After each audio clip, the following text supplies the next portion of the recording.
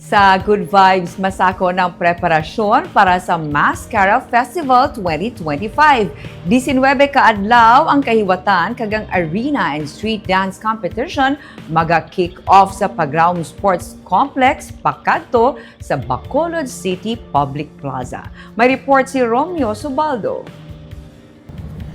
Kung ang kinaangdan nga naga-street dancing ang mga mascara dancers antes mag-perform sa arena, sininga tuig, balis karon ini.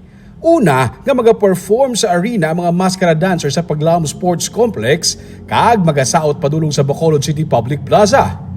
Didto kag magatakop ang ilang performance. Ini ang inanunsyo sa bago nga festival director nga si Rodney Escalon. Dugang pa niya, isa ini sa mga bago sa Mascara Festival 2025. Didto magatakop ang programa para magdagsa man ang tao sa plaza sa Bacolod. Basically, what's also new for this series, i-flip siya naman. The performance or we call it the showdown, the arena showdown will begin sa Paglaom. So then after that, they will make their way, street dance going to plaza. So mahula to tanan, then I think to make grand performance to sila tanan nga barangay.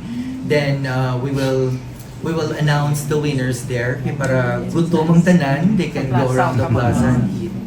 15 ka mga barangay sa mahimo magpasakop sa kompetisyon, kag liwat ibalik ang school category sa elementary level. Wala naman sang high school kay masami, ang high school man ang mga dancers sa barangay category. May maximum nga 7 naman ka mga eskwelahan ang ginapaabot nga magapasakop. Luyag man matagaan sa oportunidad ang local talents nga makapakita sang ila talento gani halin sa music, logo kag music videos, local talents ang magahimo. So the heart of Mascara is actually the locals. So we will be tapping locals, from the logos to the music videos. It will be a festival of local talents. And more smiles because we will have more events. This time, more inclusive events. May mga national performers sa gihapon nga mag-aabot sa Bacolod. October 1, magasugod ang selebrasyon tubtob sa October 19. Ang highlight sa 17, 18 kag 19. Pero sa October 26, may patigayonon nga Thanksgiving party.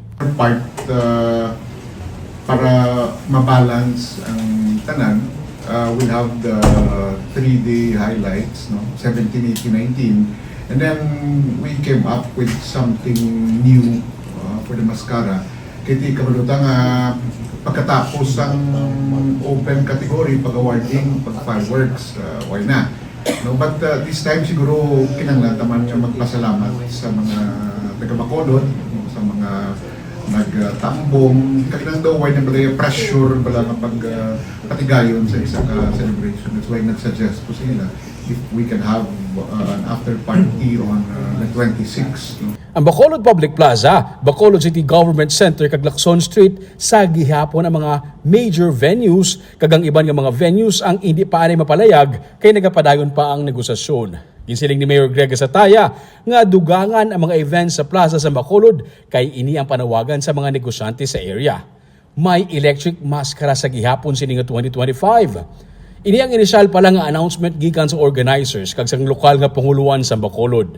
Sa masunod nga inadlaw, padayon sila nga magahatag sang updates para sa kapistahan sang City of Smiles. Romeo Subaldo para sa Digicast Negros.